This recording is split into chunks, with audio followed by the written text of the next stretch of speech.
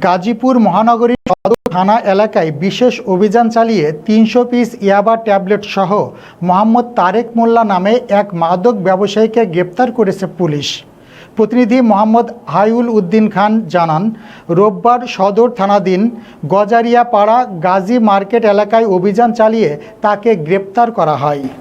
Gazipur metropolitan পুলিশের উপ police commissioner অপরাধ উত্তর বিভাগ স্বাক্ষরিত প্রেস বিজ্ঞপ্তিতে অভিযান ও গ্রেপ্তারের বিষয়টি নিশ্চিত করা হয়।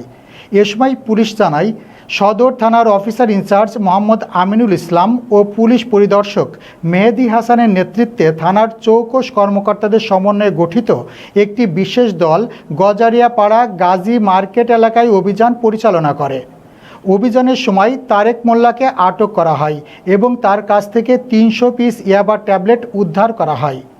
গ্রেপ্তার তারেক মোল্লা গাজীপুর মহানগরীর সদর থানাধীন গজারিয়াপাড়া গাজী মার্কেট এলাকার বাসিন্দা। তার বাবার নাম মৃত ইসমাইল হোসেন মোল্লা এবং মায়ের নাম মৃত মরিয়ম বেগম। পুলিশ জানিয়েছে, গ্রেপ্তার ব্যক্তির বিরুদ্ধে মাদকদ্রব্য নিয়ন্ত্রণ আইনে আইনগত ব্যবস্থা নেওয়া হয়েছে।